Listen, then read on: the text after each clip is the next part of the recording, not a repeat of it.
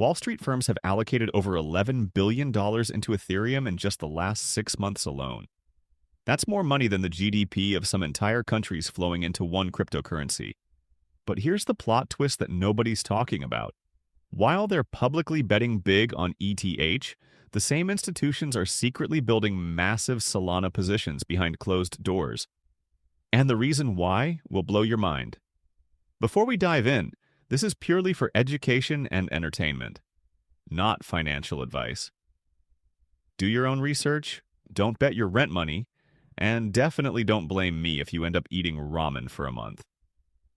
You see, while retail investors are still arguing about which crypto will go to the moon, Wall Street has already figured out the game. They're not picking sides, they're playing chess while everyone else is playing checkers. The first thing you need to understand is that Wall Street didn't just wake up one day and decide crypto was cool. These guys have lawyers coming out of their ears, and they don't move a muscle without regulatory clarity. Enter Paul Atkins, the new SEC chair who basically rolled out the red carpet for crypto. His recent speech was like watching someone flip a switch. Suddenly, staking ETH for yield went from regulatory Russian roulette to totally fine, carry on. This wasn't some gradual shift. This was a full 180-degree pivot that made institutions collectively exhale for the first time in years. But here's where it gets interesting. While everyone was celebrating the ETH victory lap, the smart money was already making their next move. Wall Street operates on a simple principle. Get the safe play first, then swing for the fences. That's exactly what's happening with ETH and SOL. Ethereum is their digital real estate. Slow, steady, and built like a tank. It's got the compliance rails, the institutional custody, and the regulatory blessing. It's basically the crypto equivalent of buying blue-chip stocks. But here's the kicker. While they're publicly loading up on ETH, they're quietly positioning for Solana as their trading desk. Fast, cheap, and built for the high-frequency world they live in. And speaking of positioning, you won't believe what Visa is secretly building on Solana right now. While everyone's obsessing over Bitcoin ETFs, Visa is quietly running pilots to settle USDC payments directly on Solana. Let that sink in for a second. One of the world's largest payment processors chose Solana's network for real-world transactions. Why?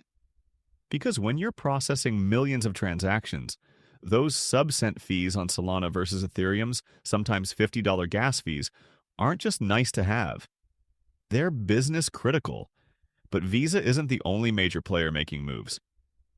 The compliance game is about to get a whole lot more interesting. Here's something most people don't understand. Blockchains themselves aren't compliant or non-compliant. That's like saying roads are legal or illegal. Compliance happens at 3 levels. The asset level, your ETH or SOL, the issuer level, who's creating financial products, and the custodian level, who's holding your crypto. Ethereum just happened to build these rails first, but, and this is crucial, there's absolutely nothing stopping Solana from building the exact same infrastructure. They're just a few years behind in the regulatory bureaucracy game, which brings us to the real reason why Wall Street is hedging their bets. Think of it this way. If Ethereum is Wall Street's vault, slow, secure, perfect for storing value, then Solana is their trading desk, lightning fast and built for action. You wouldn't use a bank vault today, trade, and you wouldn't store your life savings on a trading floor. Wall Street gets this. That's why they want both. And here's where I want to know what you think. Are you team ETH, team SOL, or are you playing both sides like the institutions? Drop your strategy in the comments because I'm genuinely curious how retail is positioning for this. But here's the part that might surprise you about those decentralized Layer 2 solutions everyone's raving about. Everyone's excited about Ethereum Layer 2s like Base and Arbitrum, but here's the uncomfortable truth. Coinbase's Base chain has exactly one validator, Coinbase itself. That's not decentralization, that's just blockchain theater. Meanwhile, Robinhood is building on Arbitrum, creating what's essentially a Layer 3. At this point, we're just building fancy databases with extra steps. Which leads us to the million-dollar question that's keeping Wall Street up at night. Here's something that'll make your brain hurt. The same institutions buying crypto for decentralization are simultaneously trying to re-centralize it through regulation and compliance. It's like buying a motorcycle for freedom and then only riding it in parking lots. The irony is thick enough to cut with a knife. But this contradiction is creating the biggest opportunity of our lifetime. Want to know if a crypto will survive long-term? Ask yourself this. Would someone in any country, even one that hates your politics, still want to hold this asset? Both ETH and SOL pass this test. They're globally neutral, permissionless, and can't be printed into oblivion by any single government. That's why institutions are betting on both. And that brings us to the timeline reality that most people are completely missing. Here's the brutal truth. Institutional adoption happens in geological time. We're talking years, not months. Wall Street doesn't YOLO into anything. They're playing a decade-long game while retail is refreshing price charts every 5 minutes. The smart money isn't trying to time the market. They're positioning for inevitable trends and then waiting for the world to catch up. Which brings us to the final piece of this puzzle, and it's the most important one. Here's the ultimate plot twist.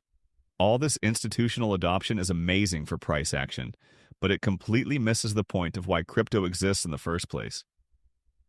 Bitcoin wasn't created so Wall Street could get richer. It was created so you could have money that no government, bank, or institution could freeze, manipulate, or inflate away. If you're holding your crypto on exchanges, waiting for institutions to pump your bags, you're missing the entire point. You've become a spectator in your own financial revolution. Look, I could spend all day breaking down every institutional move in regulatory development, but here's what actually matters. While Wall Street is building compliance rails and custody solutions, you still have the opportunity to position yourself in assets they can never fully control. The institutions are coming, that's guaranteed. The question is, will you be holding your own keys when they arrive, or will you be begging them for permission to access your own money? Here's my challenge to you. If this breakdown opened your eyes to what's really happening behind the institutional scenes, don't just hit the like button and move on with your day. Take action. Do your own research. Learn about self-custody. Understand what you're actually buying when you purchase ETH or SOL. And if you're serious about understanding how this institutional adoption will reshape the entire crypto landscape, subscribe and turn on notifications. Drop a comment and let me know. Are you planning to ride the institutional wave from the sidelines, or are you going to position yourself with the same sovereignty advantages that made crypto revolutionary in the first place? The revolution isn't being televised, it's being institutionalized. But the beautiful thing about open, permissionless networks is that you can still choose to be sovereign instead of just being another customer. Your move. Choose wisely.